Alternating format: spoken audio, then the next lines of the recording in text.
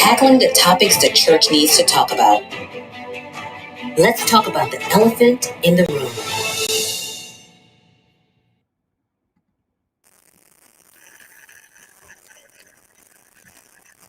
Tackling the topics the church needs to talk about. Let's talk about the elephant in the room. Good afternoon, everyone. My name is Melissa. And I'm Jackie. The church needs to talk about. Let's talk about the elephant in the room. You got it? Good afternoon, everyone. My name is Melissa. Hi, everyone, and I'm Jackie. And thank you for tuning in for a new live episode for the Big E, the elephant in the room. We have some wonderful guests today and a great topic that I think everyone will enjoy. So we're just going to jump right in and just first off, introduce our wonderful guests. So we are truly welcome and honored to have three wonderful pastors. We have Pastor Paul Graham and Pastor Patrick Graham from, of course, we all know Snack Time with the Grahams. And we also have Pastor Daniel Kelly from Trinity Worship Center in the Charlotte, North Carolina area. So we welcome you, gentlemen, for this wonderful topic. Our topic, ladies and gentlemen, will be talking about pastors overcoming obstacles. So we're going to just jump right in and just go and just really enjoy ourselves and just see another perspective on how pastors feel on a day-to-day basis, living their lives as pastors. So, Jackie, do you want me to jump in for the first question, or? Well, first of all, I would like to hear, thank you again, everyone, for being on the show. It's a privilege and an honor to have you all. Everyone, just go ahead and go around to say where you're from, who do you pastor? Let's just start with that. Wow. Okay, I'll start. Actually, next year will be my 20th year pastoring.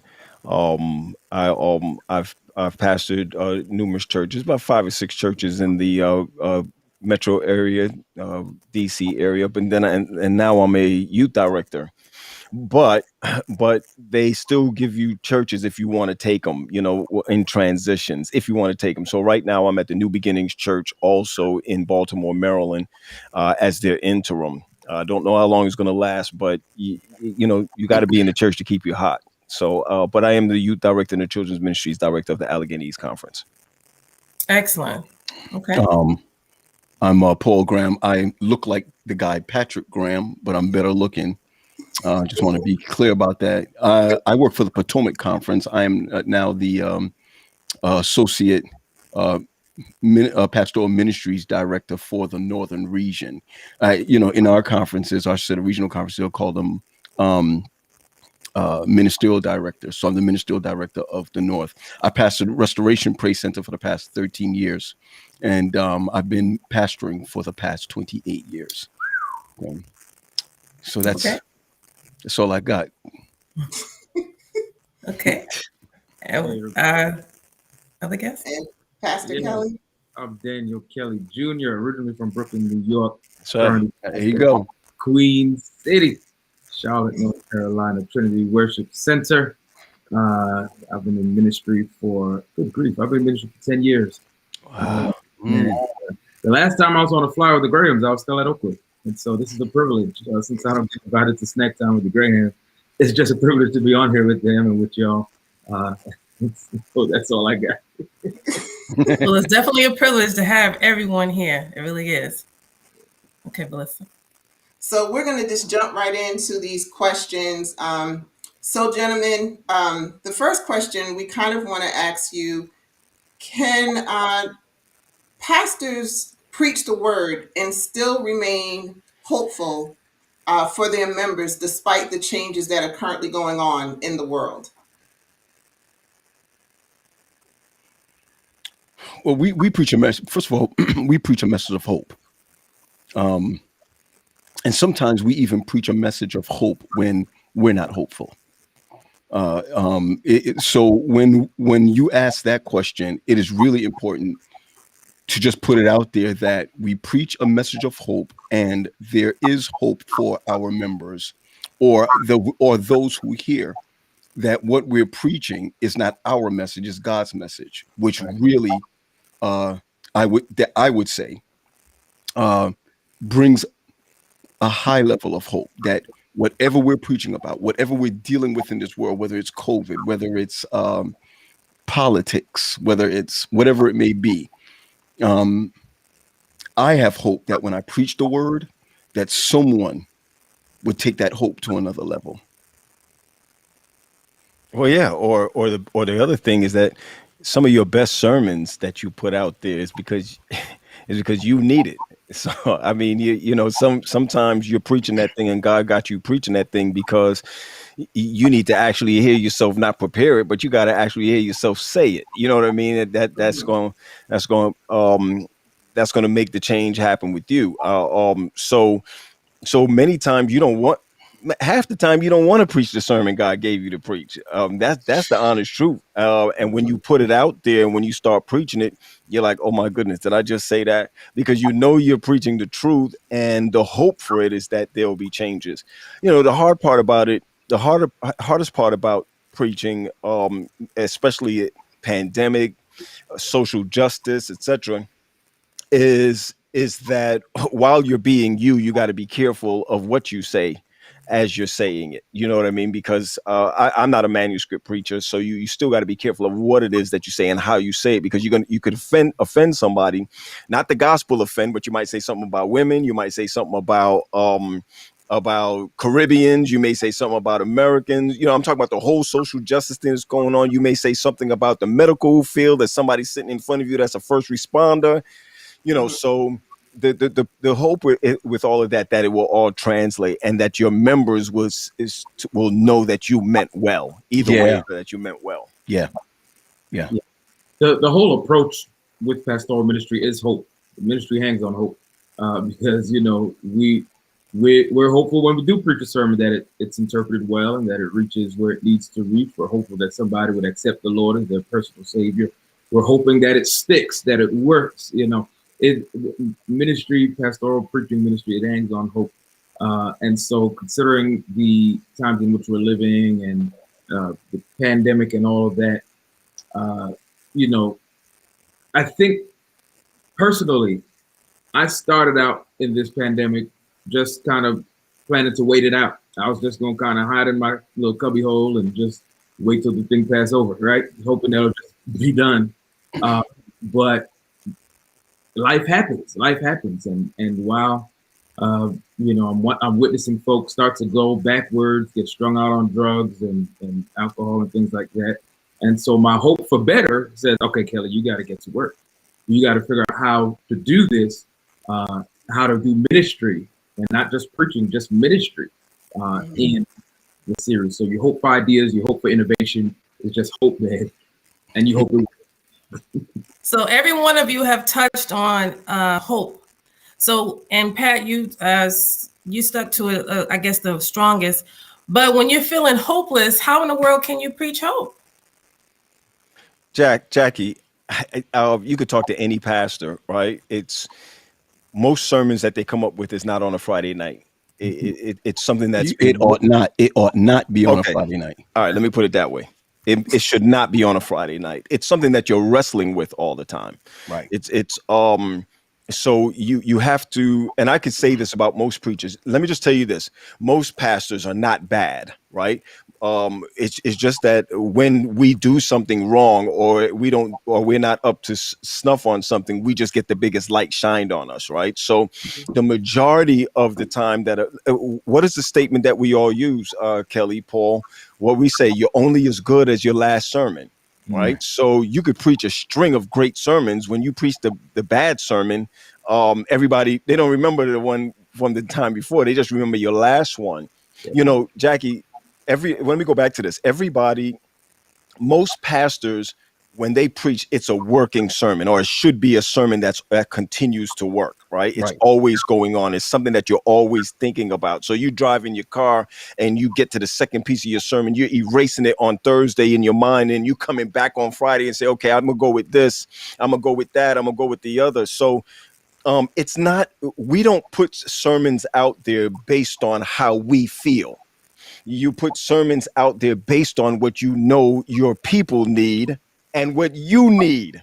You understand what this is? Not speech writing. You understand what I'm saying? It's not speech writing. It's something that no matter where you are, no matter what has gone on in your life, no matter if you argue with your wife that day, no matter if you beat the kids that day, or you go through a downspout, you still put yourself in a little cubby hole that says, when I walk out here, God, I'm speaking for you. So it doesn't even matter what anybody else is thinking. Well, that was definitely one of my questions right there. How Yeah. do you know what your audience or your congregation needs, especially in the pandemic? You're doing everything virtual. How do you know what people need to hear? Let me say this. I pastored in the pandemic and outside of the pandemic. Patrick pastored outside the pandemic and then came into the pandemic in pastoring. Yep. Okay. Pastor Kelly has been pastoring in the pandemic. So I've been brought out of the church during the pandemic. But let me share this with you. No great orator, right? No great orator can help people in the pandemic. No. It is shepherding that brings you through the pandemic. Okay. So I know that we're very big on sermons and this, that, and the other and what have you. But what's really big is checking on your members, checking on your community, being strong for everyone else when you're not even strong for strong yourself. Right. There's a great anxiety when you have a church of 400 or 500 people and they're calling you to ask you, should I take the vaccine? And you're like, should I take the vaccine? Mm-hmm. You see where I'm coming from? So how do we know what the people need? You know what the people need when you know what you need. Yeah. Right. You see where I'm coming from? Yeah. I got 2 kids at home. I have a wife. I have 3 kids at home, and a wife and bills, and that right when you leave the house, it's lined with masks, and what's so hard about preaching this, and maybe Kelly can help with this, is that so many people feel as if because you're being careful, you're not being trustful with the Lord. Mm-hmm. Because you're being careful, then you're not being faithful. You see where I'm coming from? And one of the hardest things is to try to navigate through what the people need and still having to take care of your spiritual needs and your family's spiritual needs at the same time. This is a tough time. Pandemic is a tough time. It is. It's a tough time. And let me jump in here to say, first of all, God still speaks through eternity. He just does. Now, the pastor spends our time in that, and the Adventist discipline.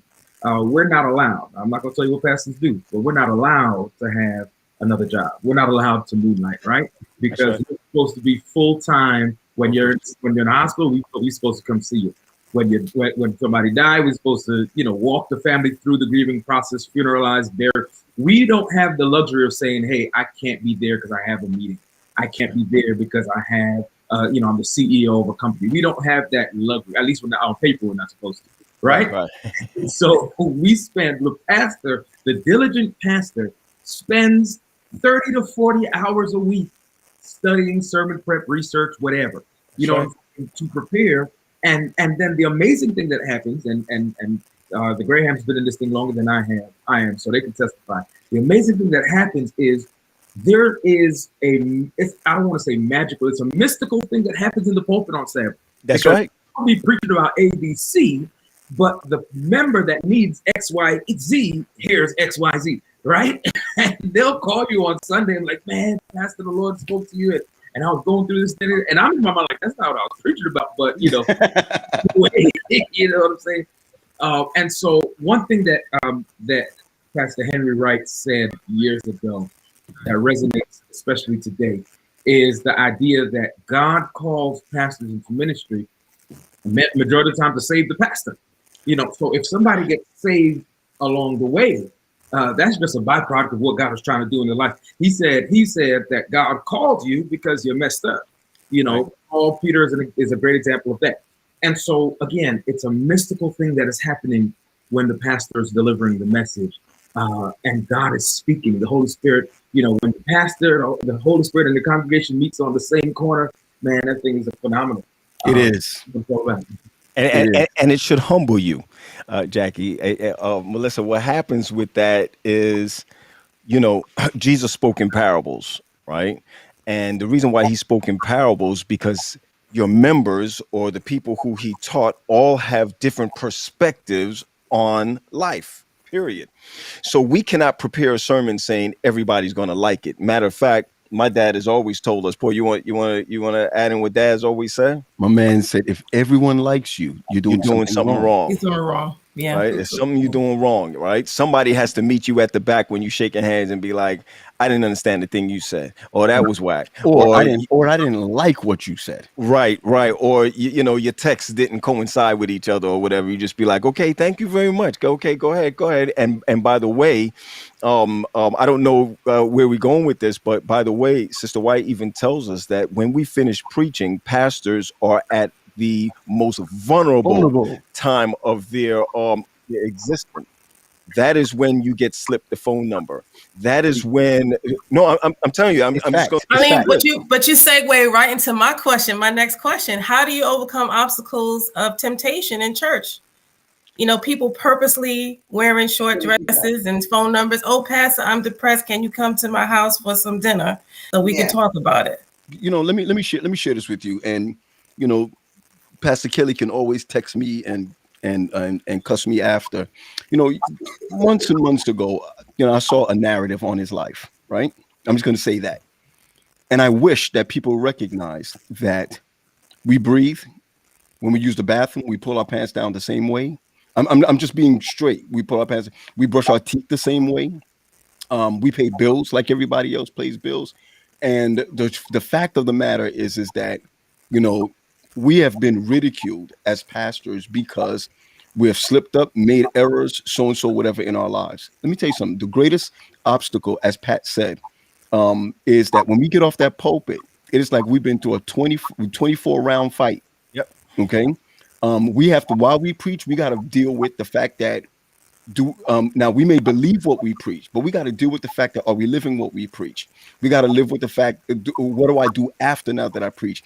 Was that altar call for them, or was that altar call for me? And then when you reach the back door and someone slips you a number, or these days they don't slip numbers to us. Now, when me and Pat was in the work, you know, early, you know, we talk about 20 something years, they slip us a number, but now you just go to Facebook and send a message. You know, you don't even need to be friends to send a message, this, that, and the other. And if your house ain't right, which a lot of times it's not, you can just answer back and get in trouble. You see where I'm coming from? And so, you know, the hardest thing for us is to, as Kelly said before, if it's not sex, it's getting money elsewhere. It's using our talents to get to do other things. So I'm gonna do this. I know you're the moderator. I know you both are the moderator, but I can say this to Kelly right now as a ministerial director. Kelly, I'm gonna ask you this question. If you were not a pastor, straight off, if you didn't have those credentials in your pocket, what would you be doing right now? Man, my passion is twofold. I would have been a pilot or a detective. Well, here's the sad thing. You're doing both right now in the ministry. That's so, right. You know, I didn't mean to turn it on you like that, but it's true, right? You pilot.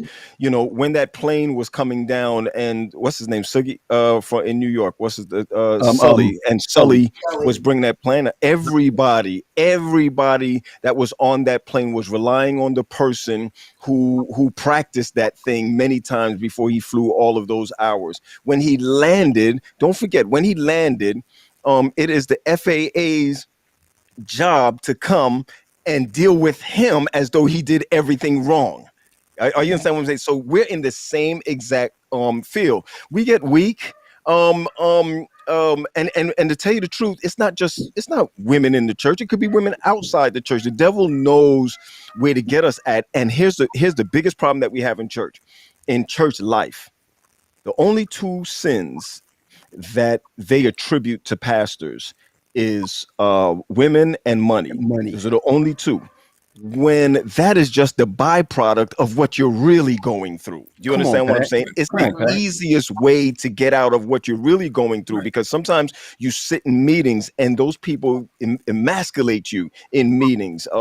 And they know that you can't get up and punch them in the face, so they'll talk about you, they'll talk about your wife, they'll talk about your daughter, they'll talk about your children, and you have to sit there and take it and smile with them.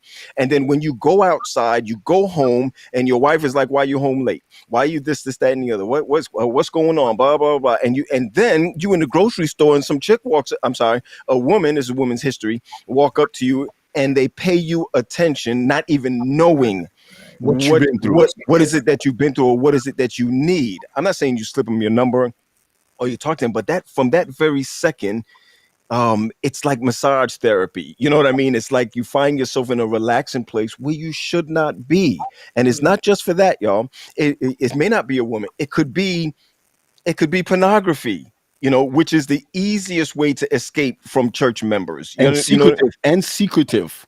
Yeah, It's because easy and secretive. right, because nobody's going to know. So you end up putting in your life things that you're going to cope with when you're not really coping with the way you're treated, or the way that someone treats you. So the real thing is that is that the way we deal with this, and I'm going to tell you, I'm gonna fast forward to the answer. Your first ministry is your family. That's it. Your second ministry is your family and you, or you and your family, interchangeable. Church is way down the line, but we grew up and we came into this work feeling that you had to do everything, and so the weight is on your shoulders. I'm gonna give you a shameless plug. My book is coming out. My book is called "It's Only a Few More Miles to Go," and in that book is me talking to younger pastors about what to do and what not to do in the ministry, especially the things you don't have to do in the ministry. Absolutely. And Listen, yeah, go ahead, Pete. I'm sorry. let me also share this with you. One of the things I learned from Pat. Now I got into the ministry 6 years before Pat. I think 6 or 7 years before Pat did. All right. But what he taught me in ministry was approval addiction. Right. What like I look at Kelly right now, I be feeling sorry for him. Wish he knew what I knew, what I know now, at where he is now. In my 10th year, in my 10th year of ministry, I was failing miserably with approval addiction in my 10th year. Yeah. I was doing everything the president wanted me to do. I was doing everything the church wanted me to do. I was holding babies. I was kissing old people, and no, I was doing all of that so that everybody can like me. I'm talking about in my 10th year. Burnout. what? Yeah, burnout. What? If you ever Burnout? wanted to smoke weed, that would be the time. There we go. There you go. I'm trying to tell you. I'm trying. Listen, let me tell you something. One day, and I'm not one day I went to a member's house. We were just sitting down watching TV, talking. He takes me to his basement. In his basement is, I think I took Pat there one time to hang out because we have friends, Jackie, some of our friends that you know also. Yeah. Went down there, was chilling in the basement, and he said, look. He takes us to the side of the basement. Inside of there is like straight weed growing. Just straight weed growing. And he's like, listen, man, we went to school together. Anytime you need to just chill, let me know. And I'm sitting there and I'm just like, yo, listen, first of all, I don't like to be altered. So that's not going to work for me. Okay.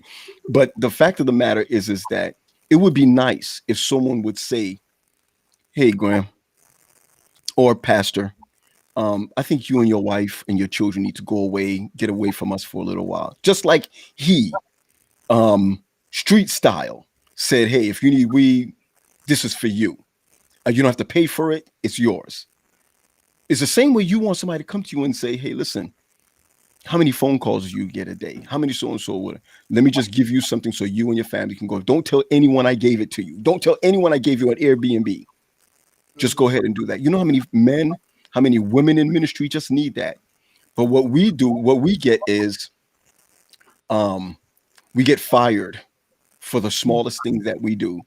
And it matters who your president or your leader is. You see, or you understand where I'm coming from? Yeah. And it's so scary that everything that you do, you got to watch out. Let me tell one story, then you can pop off to Kelly. I was driving in England, and I always put I was driving in England. This is youth director in England, great guy. Pat, do you remember his name? A youth director in England with the beard. Come on, Kelly, do you remember him? I mean, he's still there as a youth director. He's in. I know you're talking about. And anyway, I can't believe I forgot his name. He's gonna kill me if he ever sees this, and I'm gonna send it to him anyway. We're driving. He picks me up from the airport. We're driving to the venue, and I'm going to preach at this venue just to take me back to the airport after that, right? And we stop at the light, and it's like this good lady walks by, skirt up to here, the whole nine, and I'm looking at him to see if he gonna look. You understand where I'm coming from? And my man keeps his eyes straight. And I preached about him afterwards that he did that or whatever. But we have to be so careful because even we in ministry don't have an accountability partner that we can say anything to or talk to, because in ministry you have competition. So if you're telling someone you have an issue and they want your spot, oh, they'll dime on you. So Anthony Fuller is the name. Anthony Fuller. Okay. So the fact of the matter is that now Kelly can't tell someone or one of his pastor friends, yo, man, he's single. I got a girl. We ain't doing the right thing. I just need you to pray for me. As soon as Kelly gets promoted to a bigger church or so and so, whatever, and that guy wanted the church, he's gonna call somebody and say, "Yo, he having problems." Are you understand where I'm coming from? Yeah. So we live a life that's alone. We live a lonely life. Yeah, and a lot of people don't talk about that lonely life. So when you talk about obstacles, some of those obstacles are not even the people outside the church; it's the people you work for. Yeah. Let me jump in right there just to say, we don't piggyback, but we veggie back. I'm a veggie back on what Paul said. And that is that the pastoral journey is a lonely one. Now, personally, I've always been a loner. I've always been a lone wolf. I tell everybody, man, I'd rather have 4 quarters than 100 pennies. You know what I'm saying? I don't need a lot of friends. I just need a few good quality people in my corner. That's all I need. And so, and somebody said that when you really want to know who your friends are, get in trouble. That's when you'll see who's really for you. And so it's just a strange dynamic where, we get the credit when things go right and the blame when things go wrong and stuff. And a lot of people don't understand the full narrative. I've come to a place where I say nothing. I let whatever people say about me, believe it, okay? Because I'm not going to defend myself. I'm not going to get out there and try to explain. You understand what I'm saying? Because as the goal to answer your question, it's all about practicing what we preach. It's all about practicing what we preach. And we preach a message of love. We preach a message of grace. We preach a message of forgiveness. And not to toot my own horn, but boy, I preached yesterday. And I preached about Jacob and the fact that it took 20 years between his conversion and his surrender. 20 years of God wearing him down and working with him. 20 years of being, ups and downs and right and wrong and trying to do the right thing. And it took 20 years from the place of Bethel where he saw the angels climbing up and down the ladder to get to Peniel where he wrestles with God and says, God, I'm not going to let you go until you bless me. I'm stealing that one. It's stolen, Pat. It's stolen. We're just it's stolen. I'm stealing that. You know what I'm gonna do with that one? I'm gonna take that Jacob joint 20 years, and I'm gonna take that Samson joint 20 years. Yes, so it's 20 years. Fine, it don't matter. Y'all not there when I preach. I got a small congregation. Don't worry about it. Yeah, and so the point is that not everybody gets the luxury of a 3-day conversion like Saul did when he became Paul. Not That's everybody right. gets that. You know what I'm saying? Some people we take the long route. Some people God has us walk through the valley of the shadow of death. But God called us to minister while we're doing it. And so God, he is using you while he's fixing you. And you can look to John chapter 15 that talks about that. He says, I am the vine, you are the branches. Whoever is in me that bears not fruit, I'm going to take away. But he says, while you're bearing fruit, I'm purging you. That's right, man. Okay. While you do. There we And go. then Watch it. without any transition, the next verse says, now that you Sorry, man. Sorry about that. Sorry about that. Sorry about that. Go ahead, man. Go ahead. Go ahead, man. My bad. Go ahead. Go ahead, man. My bad. Hey, Kelly, I'm sorry, Kelly, Kelly. I'm You sorry. done lost his train of thought. Kelly, Sorry, man. you went all the way in just now, bro. You went all. Sorry. Listen, You how about this? He was How about he this? was there. Yeah, Oh he yeah, was. oh yeah. Yeah. Come on, bring it Hey, back. Kelly. Bring it back. Let me think about this, and I'm with you 100%, Kelly. I'm Pat was doing a series, and he doesn't even know. Pat doesn't even know I was listening to the series. It's very different when you're in the office from being in the.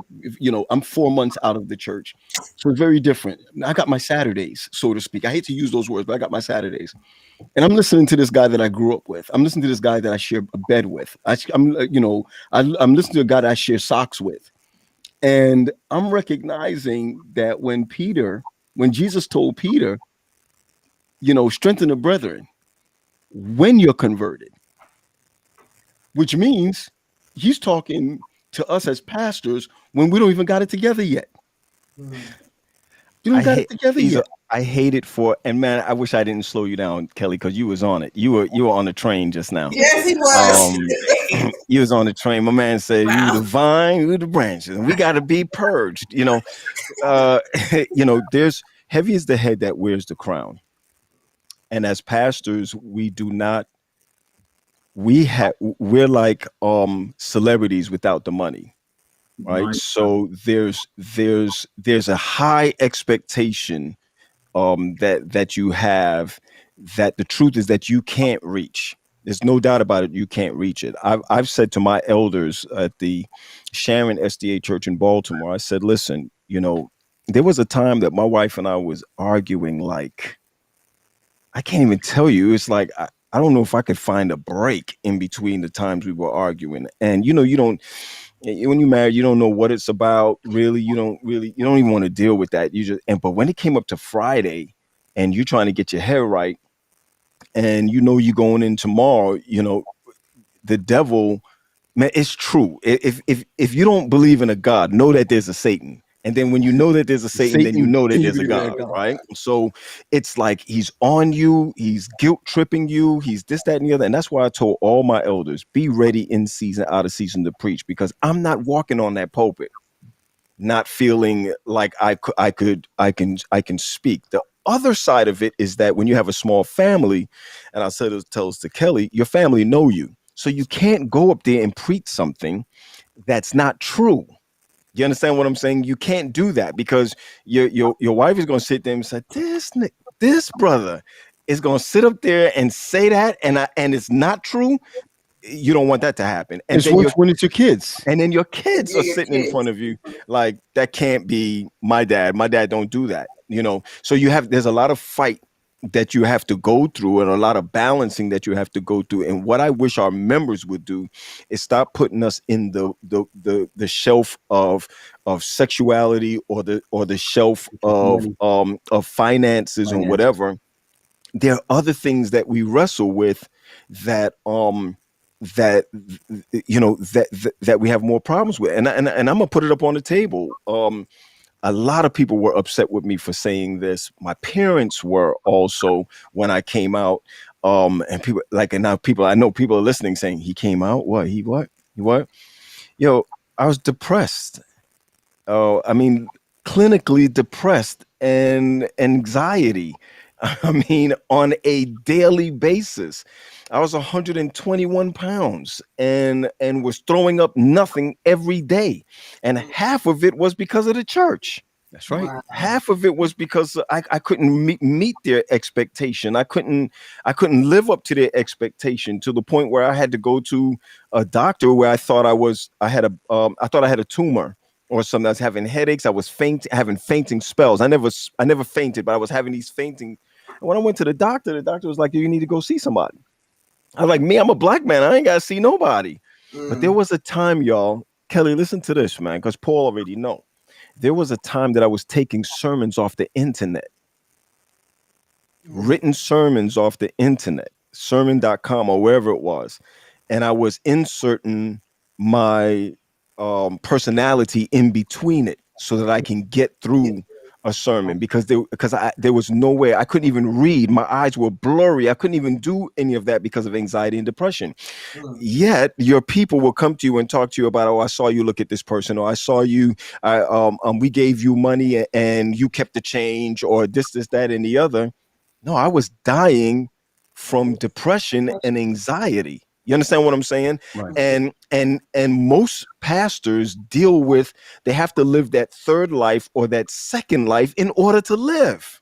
It's a frightening thing. It's a frightening thing also. And I'm going to share this because when Pat was going through that, I didn't know what was going on. I was in New York and I started feeling those symptoms when I lost my job as a pastor. So I'm driving down and even now I'm still getting this healing, because if I'm stuck in traffic, I feel like I got no control. You see where I'm coming from? That never happened to me before, but it happened to me because I was going to Ephesus Church to start a program because I wasn't working and I thought this would jumpstart my career again.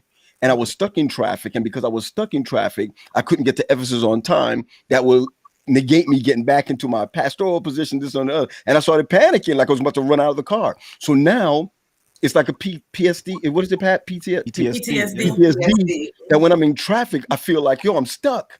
When the fact again is that was stemmed from the fact that my job, you know, I don't know about you, Kelly, but we kind of old school. I'm an 88er.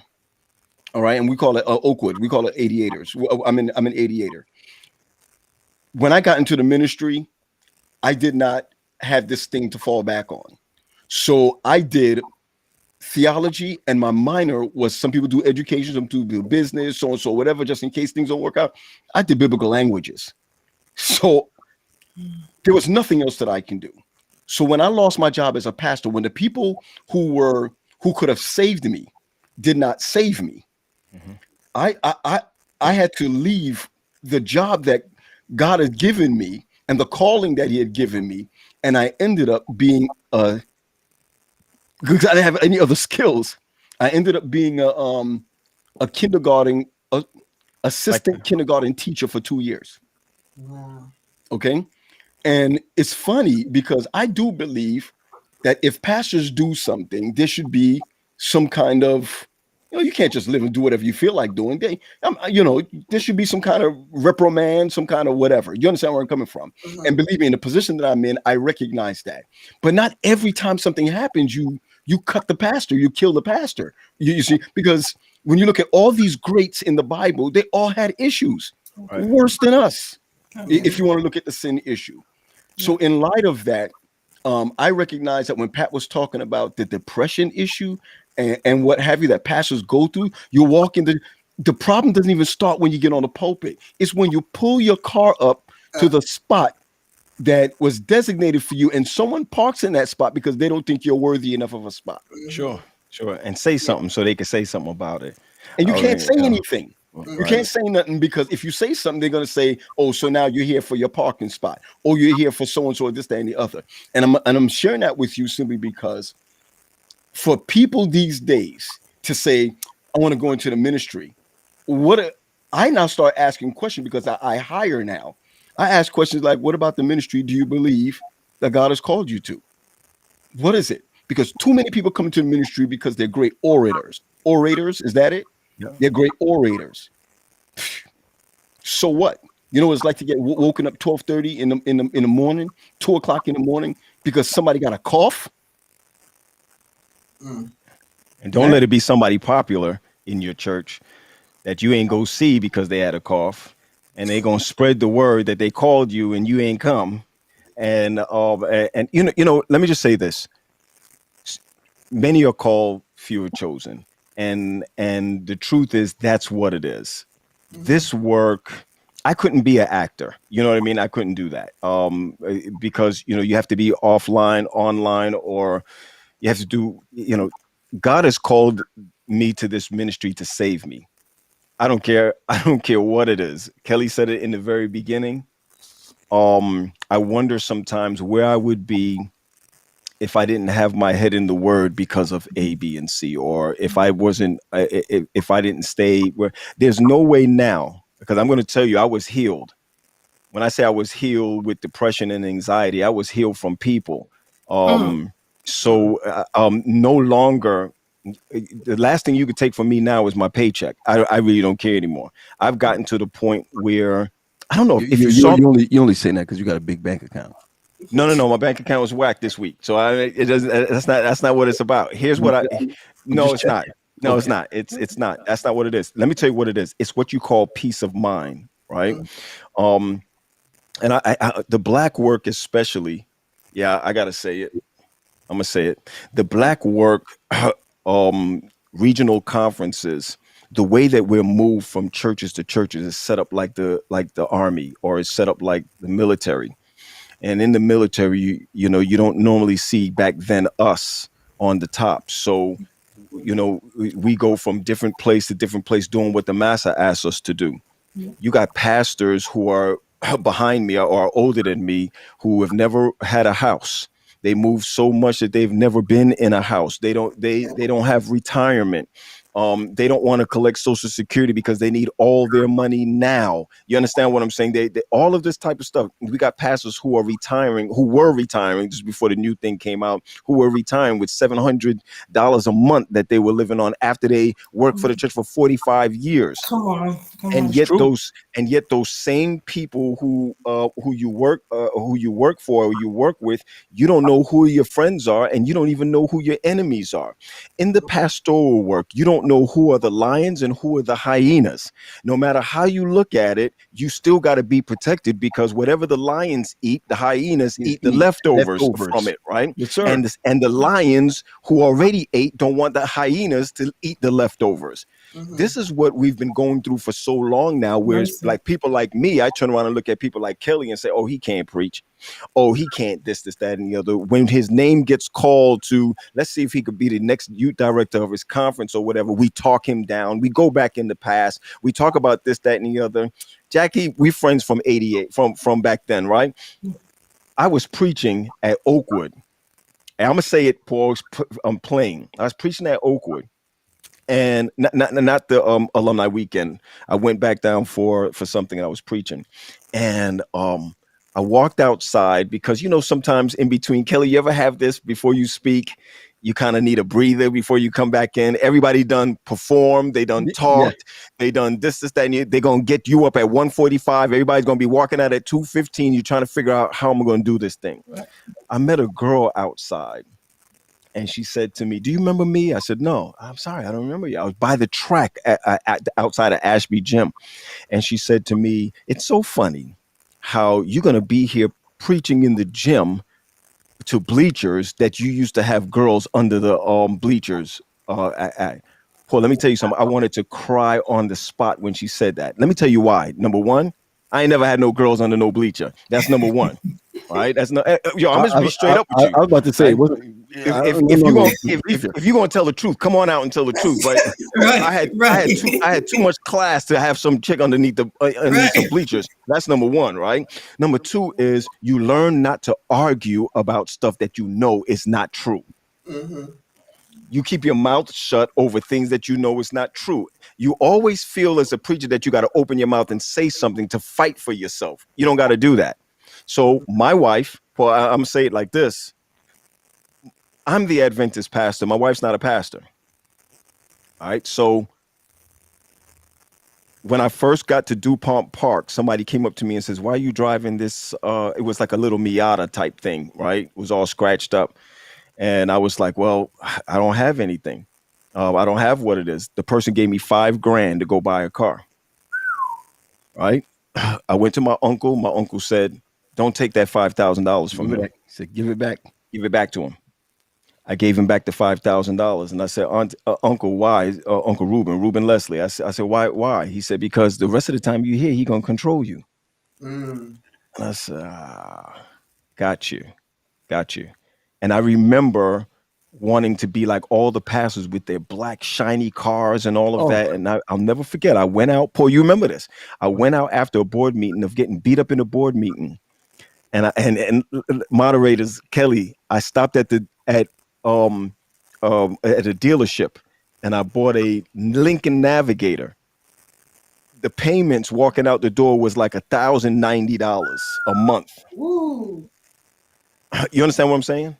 Yeah. I'm saying I did that because I needed something. It's not the girls. It wasn't the women. It's not the it wasn't the money. It was something that I had approval addiction that I wanted everybody to see me in something big because of it.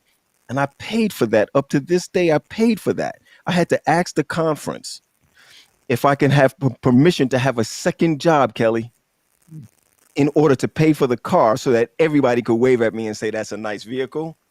Nah. That was going to happen. So I'm free. You can say what you want to say about me. You can holler what you want to say about me. I ain't gonna lie. Somebody had on the internet the other day that I was messing with, me and Paul was messing with little kids at Andrews University. I ain't even fight over it. I was like, really? In fact, I remember that. I remember that because we kind of, when Pat called about that, or I called Pat about that also, we was talking about, we started laughing. We laughed. We literally laughed. I wasn't sad. I was like, yo, this is some joke right here. I mean, and my thing is, people have the right to say what they want to say about you. They have the right to pull up your past. They have the right to do whatever they want to do. But what they don't have the right to do is to judge you. No, I'll go this one thing, and I'm going to shut up here.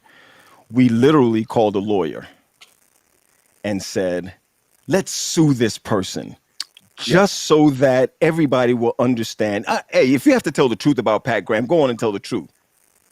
But as a youth director, hear me out. And as a children's ministry director, that spends most of his time with Pathfinders, adventurers, Sabbath school, under whichever, and then to put out on Facebook while we were at seminary, we were messing with girls from high school and whatever, that can destroy someone. Forget destroying, that could destroy their ministry altogether. Everything. I mean, I'm on the board of Oshkosh. I'm on the board of Pine Forge Academy, and you put out there that I messed around with a little kid. Paul and I just laughed about it, and our lawyer said, "Leave it alone. It'll burn over." It'll burn over because there's certain things that we've done in our lives that are true. Oh, Yep, that's true. I agree. But don't lie. You understand where I'm Right. coming from? And truth be told, one of the things that our lives are under a microscope. Definitely under a microscope. Yeah. So it's a little bit tough sometimes because it's a little bit tough sometimes because you want to be a good pastor. And you got to realize that you can't be a good pastor because there's nothing inherently that's good in you according to the word.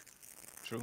So all you can do is be the best that you can be. There's something that if anyone is listening, you can write it down. If you got to write it down, people like God gave this to me years ago. You were elected to be perfected. The reason why you were elected to be perfected is because God elected you because you got problems. So when you look at all these people who are in the head elders for 20 years, it's because they haven't given up something yet. That's the way that I look at it. So God has put me where I am because he's working out my salvation. He's working out my salvation. Pat, I don't think I ever told you this, and Kelly, I should have shared this with you a long time ago. When I started the ministry back in 93, did I say that? Wow. Lord have mercy. I was in third grade by that time. Oh my goodness. My man said he was in third grade. Out there, and you came over to school and did our check. Yeah. I can brag on Northeastern. He said he was in third grade, Paul. It's funny, third grade. When I didn't finish Oakwood yet, Kelly. I wasn't finished Oakwood yet. I went home for the break and I preached at this church. And Brooks, God bless his soul. He said, "You're not going back to school. You're gonna pastor this church right here." I knew nothing about pastoring at 23. You see where I'm coming from? And what really got me is that people think that the obstacles that you go through, because that's what you're talking about, the obstacles that you go through is the obstacles of sexuality, or the obstacles again of stealing money from the church, or how about the obstacle of getting up on Saturday and you just want to sleep? How about the obstacle of, you know what, I'm in a spiritual slump. a spiritual slump. I don't feel like reading. I don't. How about the obstacle of the fact that, hey, I'm not married yet? 93, 94, 95, 96, 97, 98, 99, 2000, 2001. 8.5 years I was a single pastor. I feel sorry for the dude that's on here with us right now. Okay? Because everybody expects for you to live a life that God is saying that you can only live through by grace. Right. So Paul and Patrick and Pastor Kell, let me ask you a question. You know, y'all are talking about these various obstacles that you have faced over the years, and just different. Unfortunately, I feel really, it hurts me to just know what you guys have really dealt with in the ministry, not as being, you know, vessels and leaders of God. But my problem with this, you have this issue that happened to you, Pastor Patrick. You had this issue of depression and anxiety. Same thing, Paul. Where's there for you to go in the ministry that you can go out? Okay, yes, you have to go out to your outdoor resources. You can't talk to anyone inside the church. Then you're fighting against all of that ups and downs that you're dealing with, but then your members have expectations from you. Where is there any way that the church or can create some foundation or somewhere that you can feel safe, or will you always have this place of uncertainty or no place really to go? You know, you always have to go outside because you know you can't trust anybody inside the church. You know, Here, oh, go ahead, Kelly. Go ahead. I'm going to give the amateur sophomoric answer, but then I'm going to let my brothers give the more, been around a little longer. But what I understand, E. Cleveland used to tell pastors, preachers, aspiring pastors at Oakwood, to run as far away from this thing as you can. And if the Lord brings you back, that's how you know it's God's calling. That's right. Because, there's some, even when I went to school, there was some that they looked at pastoral ministry as if it was being on the football team. As a matter of fact, we got more attention than the basketball players when I was at Oakwood. The pastoral students did, And so, the idea was to run as far away from it as you could. But I like what E.C. Ward used to say, man. For me, I was born to preach. I'm like Paul. I had the opportunity to study something else. I didn't. I only studied theology. That was my concentration period. And it gave me the drive that if anything happened, it made me take ministry so serious that I don't want to, mess it up because I got nothing to fall back on, right? Mm-hmm. So when it comes to what I've seen, and I've been having this all my life, I think that the church now is a lot more accommodating for life than 10, 20, 30 years ago. We do have resources now from the conference level, the ministerial level, where we can get therapy and the conference pay for it. And so I do see a shift. I think that a lot of the preachers may not know about it, but there are resources being made available to us. There are anonymous resources being made available to pastors now, because at first you just had to fake the funk, kind of fake it till you make it and stuff, and just, whatever you do, just put on a shirt and tie and act like everything is fine. Right. But now, guys are like, yo, I'm hurting. I'm going through A, B, C, and D. I'm hurting. And so we have, and then there's just the stress of pastoral ministry, and not to delineate. I'm sure every job, I'm sure being a surgeon or an anesthesiologist is stressful. I'm sure, there's stress in every piece of work, but when I was talking with my barber on Friday, and we were looking at the pastor because he's been watching my services as a surprise to me, because he's not only he's not Adventist, he's not Christian. All right. He's straight atheist, but he told me he's been watching my stuff on Facebook, which surprised me. And, we were just talking about the fact that, you think about a comedian. They will sit down, write us a few jokes, and then for the next year, they'll take those same jokes and travel all over the world telling them. Right. A musician, they would write a song and come out with a single, or write a few songs and come out with an album, and then they'll travel around saying the same album. We don't get every week we got to produce. You understand what I'm saying? We've got to produce, and it got to be fresh bread. Because the minute, I remember when I first got in the ministry, one of my members hit me with I heard you preach that before, and it was really a soundbite from an old sermon I preached that I brought into a new sermon, but they recognized it, and I just felt like scum. I'm like, oh my gosh, I got to do more work. I got to make sure I'm coming up with fresh material every day. But the idea is that there is I believe the shift that is happening is good. I'm not saying we're where we need to be, but I do believe that we're headed the right direction as far as therapy and getting help is concerned, comparatively speaking. Right. Let me share with you, Right. Kelly, that one of the things that you just said is even worse now, because everything that I preach, everything that you preach, somebody can share it on the internet, which means you got to really be fresh now. Yep. Because you preach a sermon at your church and then you preach it at another church, they'll be like, I heard that last week or I heard that last month from the same. So those my days were beautiful. I could do a circuit at Springfield Church, then head over to Jamaica Church, go down to Bethel, go over to Ephesus, preach the same sermon, and people be like, yo, amazing. You can't do that anymore. Yeah, it's on YouTube. But I also wanted to share, and I got to say, Kelly, thank you for that, because one of the things that I learned with younger pastors in this thing is I learn from them also, because they're not going to be kicked around. Where my generation, Slaves. yeah, we're holding on to everything in order to hold this thing. The newer generation that's behind us is saying, "Oh no, you won't treat us that way," and that's what I appreciate. I know pastors who have said, "Oh no, no, you will not disrespect me. No, I'm not going to Camp Pitch for 6 weeks and leave my family back home while the neighbor is checking my wife. That's not going to happen." They can make those statements when we didn't make those statements. We were so afraid that if we didn't get there on time, we'd be docked, or we'll feel that, Or we'll get just moved we get moved to a place where we didn't want to get where moved we to. didn't want to get moved to, or something of that nature. You got to have that freedom. But to answer Melissa's question, man, I'm going to say this. Working in the office right now, I just don't trust nobody. I don't trust anybody. I'm grateful that my wife works for the government. She works for NIH, and so I use her insurance. I'm grateful that I don't have to go to my conference and ask my conference, because that person who sees my that I'm pulling for A, B, and C will start to deduct the reason why they think that I am, which I'm not afraid of, by the way. It's just that I use my wife's. Um, I'll never forget. His name is Pastor Thompson. um, there was a Holly Fisher.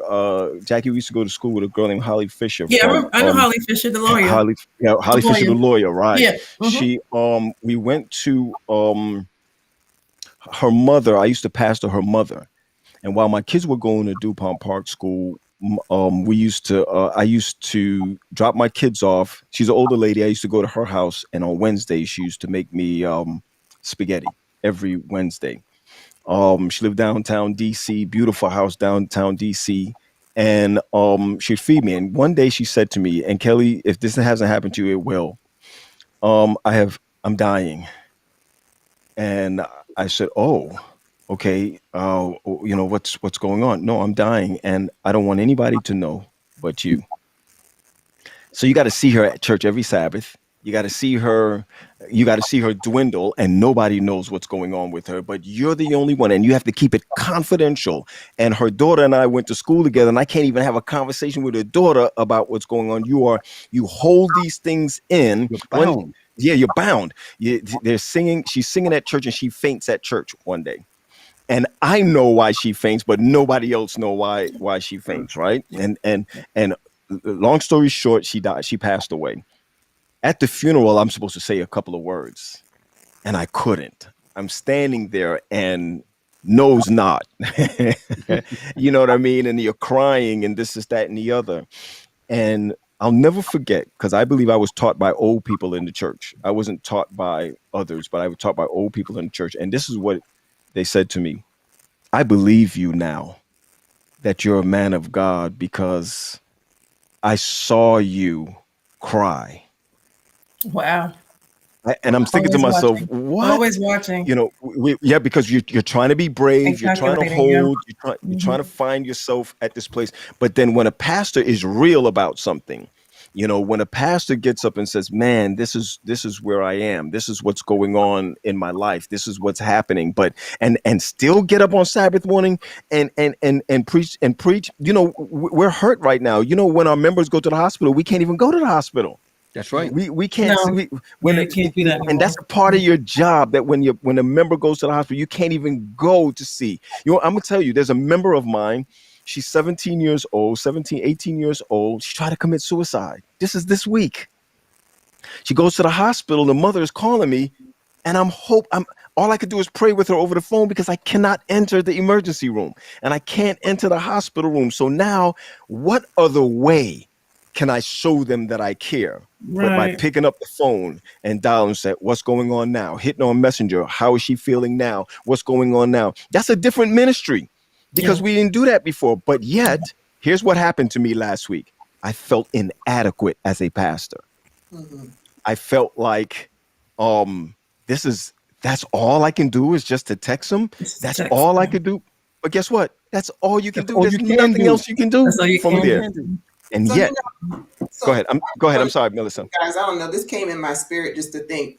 They say first responders and doctors and uh, postal workers, and I consider you guys, the way I'm listening to you guys and everything that y'all deal with in the ministry. I consider you guys first responders as well, because Absolutely. you are always on call. No matter Always. Well, Always. Melissa, let me tell you what my president did. My president, Bill Miller, made sure that he typed out a letter and he sent it to everyone that we need to keep in our cars. This was in April of last year. Mhm. He said, always go around with those letters because you are essential workers. Yes. That's what he said. So, You are. and let it be, if they sue you or just any other, it's going to be on me because you all are essential workers. And I think that a lot of people don't understand that even if there was not a pandemic, we're still essential workers. Hmm. If it was not a pandemic, I share this with you, and Pat, I recognize when you went into the office, this happened to you, and Daniel, I don't know what that would be like for you later on, if you should go that route. But I came out of the church I came out of my church because somebody got me I on heard. that. I saw that, Paul. They put it in the text. I saw I that. came out of RPC 4 months ago. I'm going through withdrawals. I'm going through withdrawals, but I got to look at the bright side of what God is trying to do. I believe that God has given me a level of freedom right now because I worked so hard with the church that I was at before. So I want to just clearly say, you know what it's like when you're in the office, and Pat tried to tell me this at one point. I don't get phone calls. Yo, Paul, I never cursed bad words until I got to the office. Are you serious? I mean, when I say bad words, I'm not saying like little words like "dang" and all that. I've never cursed bad words until I got to the office. I hear you. The You church know, kept me grounded. let me tell you something. My mother-in-law was on the board of Bethel Church, maybe 9 years ago. She was always in the pew. She got on the board and she served one term and came and left. She said, I it's better for me not to know what goes on in the inner workings of this Yes. Sure. church. That's what she said. Okay. Sure. I'm in her house now. I mean, that's exactly what she said. But I want to share with you that after Melissa, after 5 o'clock, 4 o'clock, I don't get any phone calls. I can go as far as to say after 1:30, I don't get phone calls. All of my stuff, meetings and everything usually happen between from 8:30 in the morning to 12, so and so, what have you. And I'm not saying there's a problem with that because I still work afterwards. Like I call the pastors and consult with the pastors, speak with the pastors, and all the kind of stuff like that. But my daughter said to me, I was really afraid when you left. Like, what would our identity be? She said, but it's nice to watch movies with you. Mm. It's nice to sit down and watch movies with you. It's nice for us to go out, just go out together. She said, I like that when you're home, you're paying attention. Sure. You see where I'm coming from? And that was a big deal. And then she said, I'm going off to school in the summertime. She said, I need you to fix up the basement so that we can spend some more time in the basement before this summer is over. Wow. For me, It's wonderful. Pastoral ministry will pull you away from your family, It sure and you'll will. lose your family, Sure will. And and nobody you'll else lose cares. your church friends. And you look at a retired minister's funeral today, no one's there. That's right. No one's there. No You got to one's there. die in a line of fire in order for you to get the pomp and circumstance that you You need gotta to get. die. Like if Kelly died now, there'd be a nice big funeral for him. But let him Oh, yeah. retire. Yeah. Let him retire. Anybody Yeah, coming back? we don't have the luxury of matriculation in Adventist ministry. Now our other brothers and sisters, they get to matriculate. Patrick, please, Patrick, please. But and I want to talk about what Melissa was saying just now about the first responder thing, because I never thought about it until COVID. But we really are essential. We are, I can't tell you how many times I remember in my former church. And again, you got to understand, I came to ministry at 26 years old, straight out of Oakwood. And one of my seniors that lived across the street from my church fell and died. Right.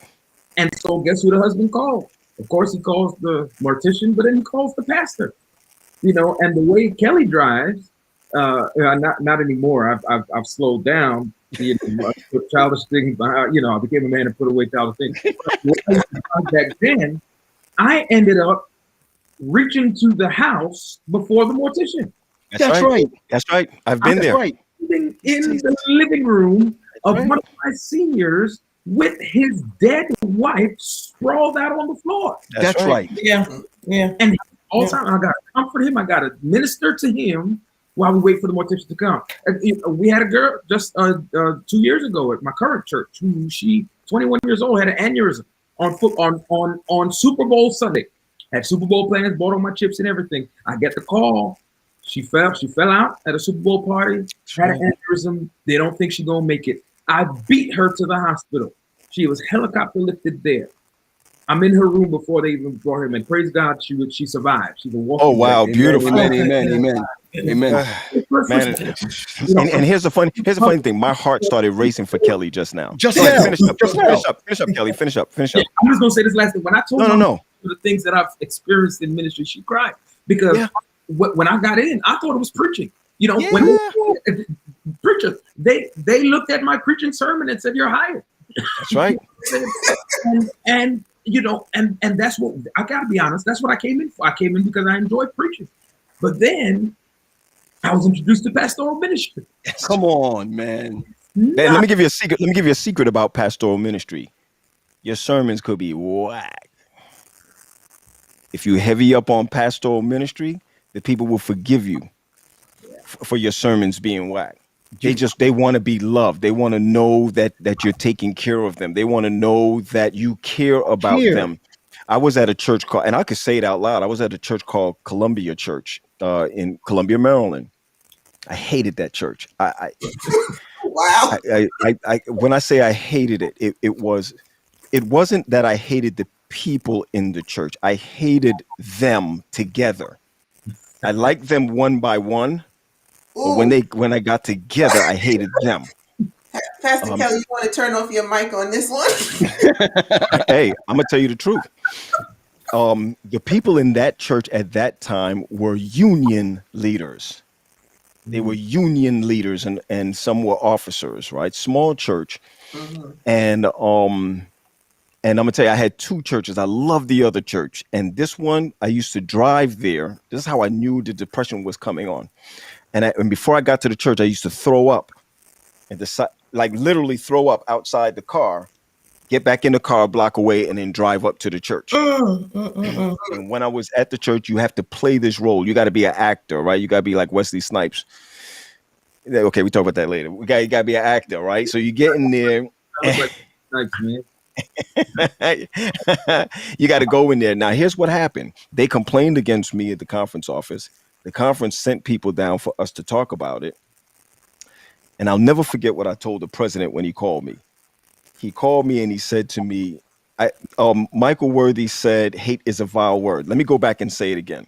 I hated those people. All right. So you don't got to tell me. You don't got to tell me it was that bad. It was that bad. It was that bad. And what happened was I picked up a mentor through that. I still didn't want to go back, but I picked up a mentor, Doctor.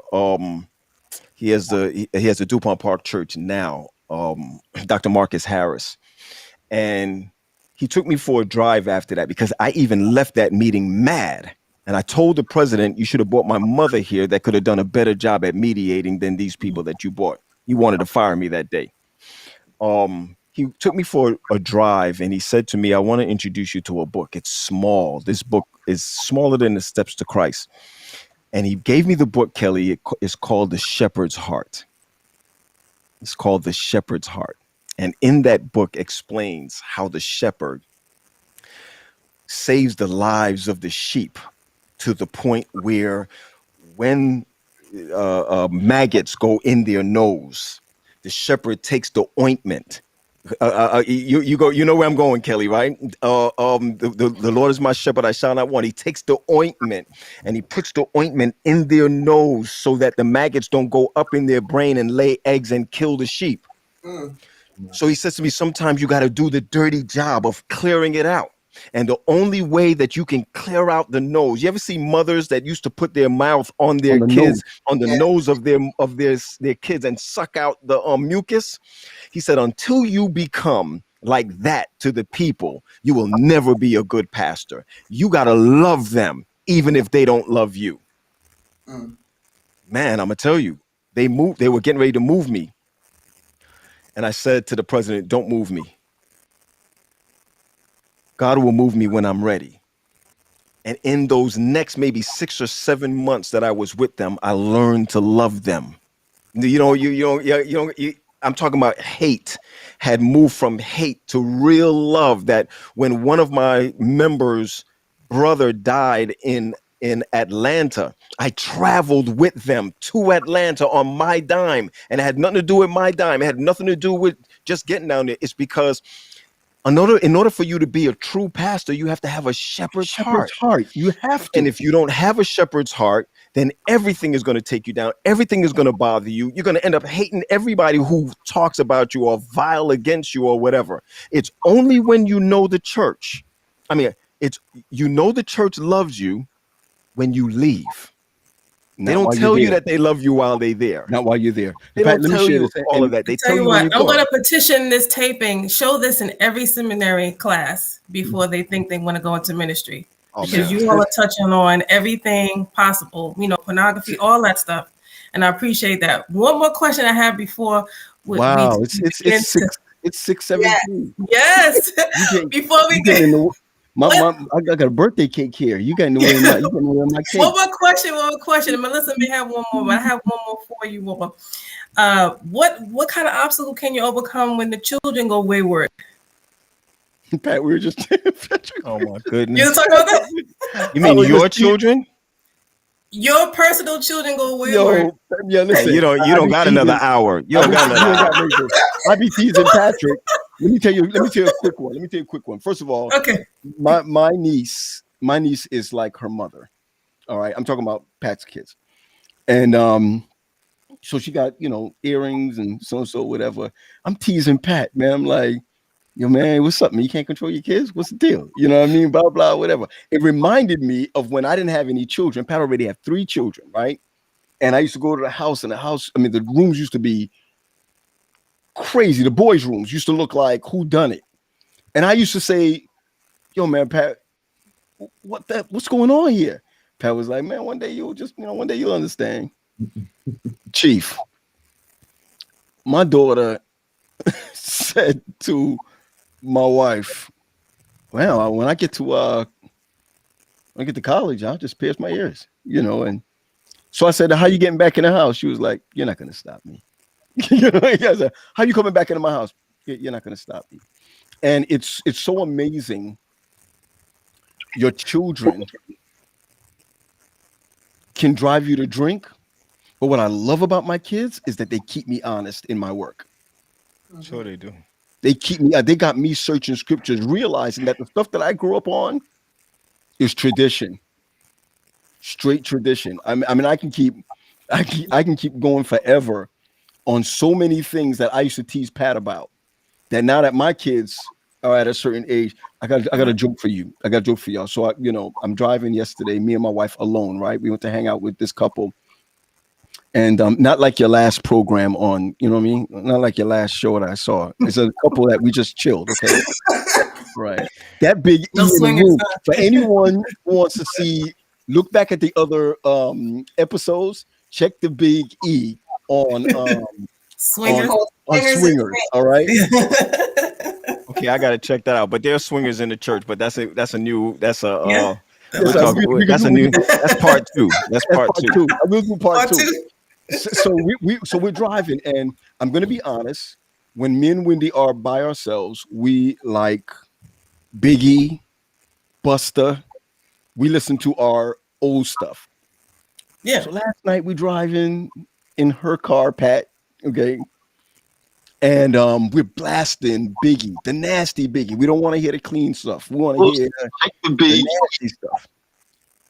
But in her car, it's an electric car. So once we come out the car, it shuts off. But if you open the door, whatever was playing or whatever was going on is going to come on. My son this afternoon, goes into the car. He opens the car, and Biggie is And at then, it. yeah. He looks up at me and he says, "Is this what you're listening to?" You know? And I was so embarrassed. But children, I'm just going to say this, and Pat, you can go ahead with this because Kelly can only dream right now.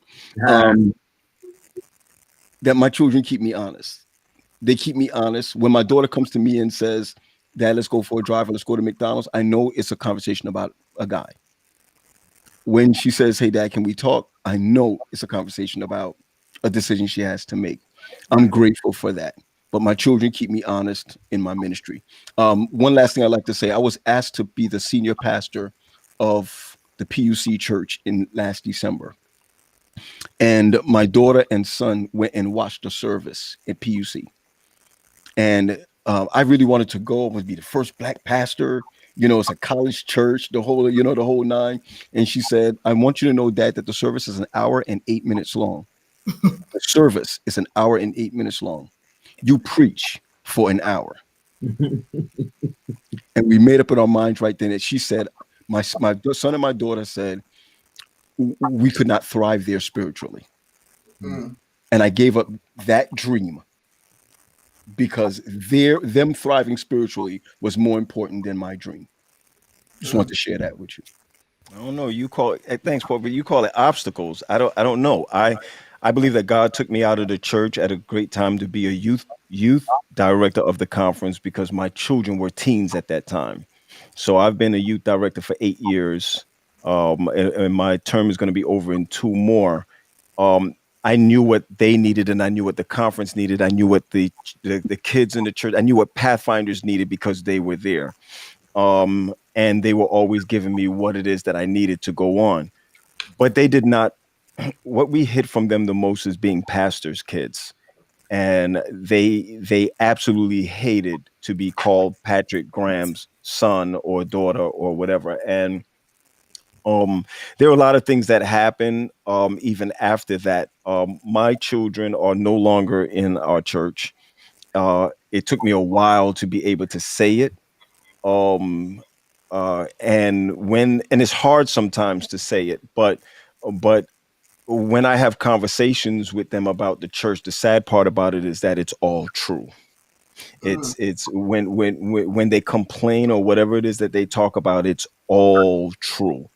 And that's what the hard part about that is that when you were growing up, or when we were growing up, this is not in Kelly's era, but when you were growing up and you were a pastor and your daughter got pregnant, you couldn't be a pastor. Or if you're or something of that nature. If you were an elder in the church and you couldn't hold your home down, you couldn't be an elder anymore. Or divorce as a pastor. Or divorce as a pastor. You could, you get all these stigmas. Yeah. But here's how I look at it. My kids are now 20. My kids are 26, 24, 22. Right. My daughter is 22 years old. And what I have to do now is to continue to live for them. there are people who see them on Instagram and see them on whichever that's going to call and be like, man, you can't hold down your own house and this, that, and the other. And I say to them, easy with the stones you throwing at mine, because it's going to turn around and come right back to you. My thing is that I'm going to always protect my family, whether things are going great or not going great.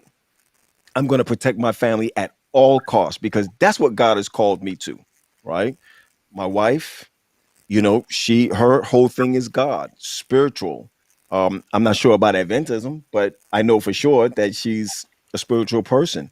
But on the flip side of it, it's not stopping me from pastoring. It's not stopping me from doing what it is that I need to do because of where she wants to go with her life, or where my children want to go for their life. I still have to be the example. Now, if it were 10 years ago and my kids were doing this or whatever, I would have definitely be on the side of the road. But the one thing that I have learned, probably one thing that I have learned is that it's my life. It's a profession that I chose, but more than that, God chose me to do it. Do you understand what I'm saying? So I no longer go as far as you looking at it as more of an obstacle, more than it is you check your house, I'll check mine, and I'll continue to do that. One of the greatest things I know, coming down to it, and one of the greatest things that happened to me out of depression and anxiety and all of this that we talked about, is that I asked my conference, and I've said a lot of stuff about them, but I love my conference because they take care of certain things that I need taken care of. And I did go to them and I asked them to send me to school to do mental health counseling. During the pandemic, I've done it. I have about 3 more months left to have a mental health counseling degree. And what I've learned from all of this, I now look back at the 18, 19 years of ministry and say, man, if I was equipped with mental health counseling, what a different pastor I would have been, to recognize that people are different, that people are particular, that you got to look at the eyes of their life through their eyes and not your eyes. So that's not taught in ministry in your school? No. Oh, no, not at all. That's not taught in seminary? I'm serious. That's not taught in seminary? Not at all. No. Not at all. Pastors cannot counsel. Pastors cannot do therapy. It's illegal. You can do what Pastor Kelly can do is pastoral counseling.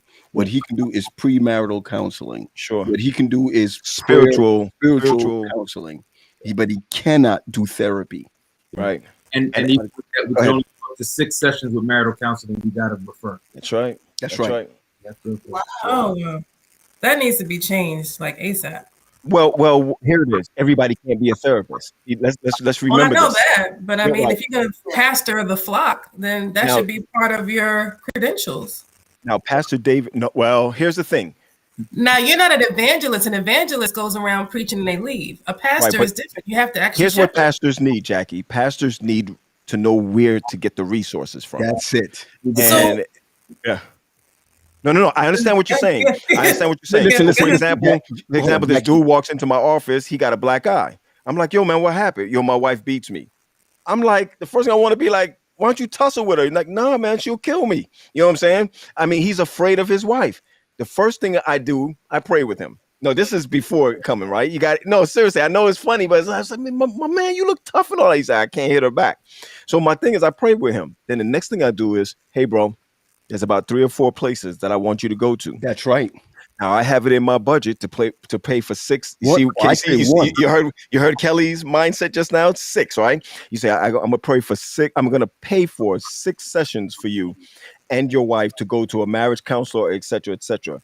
The pastor did the right thing, because here's the problem with pastoring, and I learned this from Pastor David Defoe. He's a counselor also. Pastor David Defoe said this to me. When your members know that you are a therapist, then they're going to be. I know. I saw that coming when you said it. Yeah.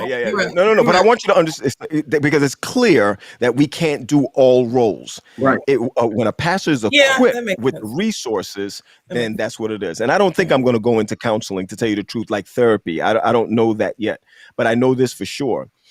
What Pastor David Defoe has set up, and also in your conference, Pastor Kelly, is set up in your conference, I think, is Ernest Graham. I think her name is Graham. She's disabilities, etc. In your Rosemary Graham. Mhm. Those people are doing what we need now. We never had this back in the day. They're setting up places where the pastor could say, "Go here."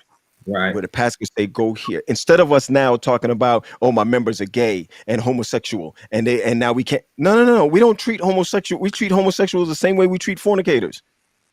Y'all didn't hear me. You missed it, right? No, I we with heard you. you. We with you. Right. We So with we you. don't jump in there cutting their throat like we did 15 years ago. Yeah. We come in and recognize that everybody has their thing, and everybody, and if Jesus was here, this is the book I'm reading right now. I don't know if you can see it. Yeah. Jesus, the greatest therapist who ever lived. Yeah. The greatest therapist who ever lived. It's biblical, and that's what makes Kelly strong in the pulpit. What makes him strong in the pulpit is that now, as he preaches, let's go back to what you started off in the very beginning. Right. What he preaches now, he has to be able to preach through everybody else's eyes. Yes. That's Right. the difficulty in it, right? He's got to preach as though he were the under shepherd, Jesus, sitting there knowing. And here's the hard part: he knows everybody's problems, and yet he has to be careful that they don't feel like he's putting their problems on Front on Street. Front Street. Right. Difficulty in all of this. So it's Listen, what we do. I know this is coming to an end, but I'm gonna take it to another level. I'm just a little upset that Jackie and Melissa has shirts, and I'll pay for mine. I just think it's You're gonna get your shirt as a guest. I told you that already. Oh, I didn't. I can't try to tell you. That's we why I didn't- asked you the size. I don't read my emails. I don't read my emails. You already know he don't read his email. Can I tell you this, moderators, really quick though? If I could be Kelly again, Ooh, if I Wow. could be, if I could be his age in the ministry again, ooh. You redo a lot of things, huh, Pat? Oh, man. Yeah. I'm not jealous of them. I think that they have these young guys, man. You know, when you're in a fraternity and these young guys come in the fraternity, you be like, yo, they ain't go through it the way we went through it and all this kind of stuff or whatever. I'm actually proud of these young guys. I'm proud that they could make mistakes and still move. I'm proud that they could preach the word in season, out of season. I'm proud that they could understand social justice. When I was coming through, we couldn't say anything about social justice. Nothing. We couldn't say anything Politics. about. We couldn't talk about we politics. couldn't talk about politics. Now you got these young guys coming out talking some stuff, and it makes me proud. It doesn't make me a hater. It makes me say, you know what? I really like this because if Jesus got killed for what they do now. That's right. That's right. It's the truth. And for me, this is one of the reasons why I'm excited about what I'm doing now. What I'm doing now is I get to support pastors who have great ideas, and in the conference that I'm in, they don't only support that, but they also support other ideas that you have. So, like if Kelly wanted to have a radio podcast program or so and so, whatever, we give money towards stuff like that. So that you won't be interested in doing something else. You see where I'm coming from? Mm-hmm. So, I know I know we're joking in the green room, so to speak, when Kelly was on and whatever, but to go through your 10 years, to be in your 10 years of ministry, my God, he has 20. I'm talking about like he's not here. He has 20 years left. 20 years left. And that's what I was going to talk about. And my mind went somewhere else. But I say this to Kelly right now and to any of the pastors who have started in 10 years younger. I retire in 3 more years. I get to finish at 54 years old. I mean, you can. That's what you meant to say. Well, I can because your wife gonna keep you. She's gonna keep you. You the one that bought the Tesla for her. You gonna stay on that job.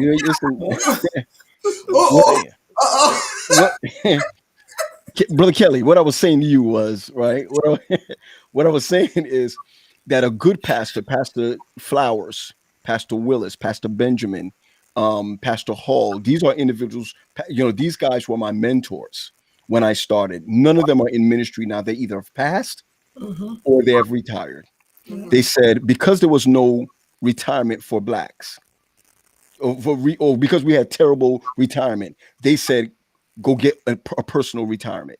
And so I had the Adventist retirement and I had a personal retirement, which means that the way that things work right now, I had people who are older than me that treated me with respect, and this is how we're going to treat you. Now that I'm in a state conference, I'm able to kind of make things work for myself and for my family. I need you to understand this. You're not married yet, brother. Your ministry, you're still forming your ministry in your 10th year. I expect the same question that the same thing that E.E. Cleveland told me years ago, face to face. He asked me, what do you want to do? Where do you see yourself in the next 10 years? And I said to him, I see myself preaching. He said, where do you see yourself in the next 10 years? As you know, he called us New York, New York. Remember, Pat used to call us New York, New York. Where do you see yourself in the next 10 years? I said, just preaching. He said, I'm going to ask you one more time. Where do you see yourself in the next 10 years? I said, preaching. He said, you're ready. Because when we ask certain people, like who are in my age group, where do you see yourself in the next 10 years? Conference president. Where do you see yourself in the next 10 years? In the office? Where do you Bigger see church, bigger church, so-and-so, whatever? I'm saying this, that Jackie, Melissa, Sister Tiffany, who's moderating in the background, we will always hit obstacles as pastors, but though we have a greater level of accountability, and because we are under the microscope, we have to not just be more careful, but we need to be more spiritual on our knees. Yes. One thing that I wish we had, and I'm saying this because Brother Kelly is there, is I wish I had friends in ministry. Yeah, that's right. My brother has one friend in ministry. One. I don't have a friend in ministry. We have one. I don't have one. My brother Kelly, I'm telling you this right now. You got to find someone in ministry that you trust. And it may be only one. My brother has one. And it may not be in the same conference. And it may not be in the same conference. It may be a white brother. Somebody. Okay? But it's got to be somebody. And I'm not talking about I'm not talking about somebody like Wesley, Dr. Phil Wesley. He's my brother. He's like my brother. So he doesn't count. I'm not talking about him. I'm talking about. Somebody said, "I love Pastor Kelly. He's still hungry." That's right, boys. Stay hungry. Stay hungry. Stay hungry. So I want to thank y'all for a program like this or a subject like this, because it helps me now after this still continue to find my way. So I appreciate it. Yeah. Well, We appreciate you all. We really do. Pat, especially. Thank you so much. Everybody, Kelly, Paul, we really appreciate you all. Thank you so much. Yeah. You know, Pat, every time Jackie says, I want to thank you so much, she calls your name and then she says, I thank you so much. Like me and Kelly wasn't here. You know what I mean, Pat? She didn't say that. Rewind the tape. She did not say that. And you know, it's people like you with that trying that pastoral talk to try to make her feel guilty so that she can go ahead and come down for the altar call. Don't do that to her. Don't do that to her. Don't do that to her. She's educated. She don't put that on her like that. All right. It's people like Melissa that we truly want to thank you, gentlemen, for definitely being part of the Big E, the elephant in the room. Our viewers seem like they really appreciated your transparency and really just tuning in to really what you deal with on a daily basis in the ministry. We just have to just cover a couple of little things before we end this episode. The Big E, the elephant in the room, has some extremely exciting and blessed news. We've been on this air and running this web series since about October. And we have been trying to just touch people and touch their lives with various topics like this one and others. So we would like to announce that the Big E, the elephant in the room, has been picked up by WCRN Radio and C Room TV Network in Atlanta, Georgia. Okay. It is such an extremely honor to be picked up, to know our message is so needed and still able to travel the airways and other locations. We also want to thank we've also been blessed to have a full sponsor to cover us for this radio series. The